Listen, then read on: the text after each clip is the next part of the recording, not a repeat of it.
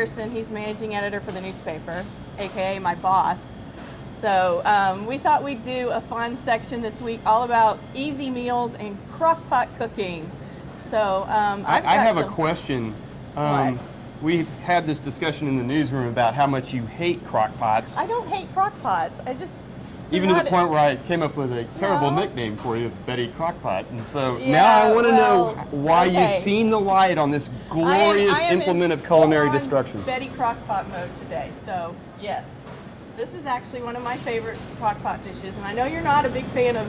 I'm going to call you out too, crockpot barbecue. That's for North Carolina people to. So I got Kung Pao pork sandwiches, and in the sauce is some hoisin, soy sauce, rice wine vinegar, brown sugar, and then you just put your pork roast in there, all the sauce ingredients on top, and you just let it go. And I put Well, it certainly looks delicious. Yes, thank you. I put a lot of sriracha in here, so I hope you like things spicy. Oh, yes. Okay, so what's your famous crock pot dish you got over here? Okay, well, many years ago, my nephew brought some queso to a family event, and it was just so delicious, and I said, well, what's in it?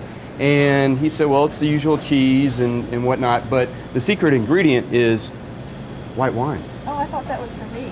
No. This is mine. So, anyways, and so you got the white queso, I noticed. Yeah, and you got to go with the white cheese. Velveeta very always much. have to go with Velveeta. Yeah. And instead of using the usual Rotel, I go with the Pico de Gallo, which you can buy it fresh in mass quantities. Let's get some of that pico in there. Okay. Make it spice it up a little bit. So we're that's going to really get that all mixed up a little bit and melt it down some, and then we're going to plate up some queso and a nice sandwich for you for lunch. How about that? That is you've just made my day. Okay. Well, we've got our sandwich plated, and the queso looks great. Yeah. I'll just eat the queso. You eat the sandwich. Well, look at the colors in there. I know. Where else are you going to find queso of this quality? Only at Brian's house. So you can find this recipe in Wednesday's flavor section of the Tyler paper or on cbs19.tv. Thanks for joining me, Brian. Thank you for having me.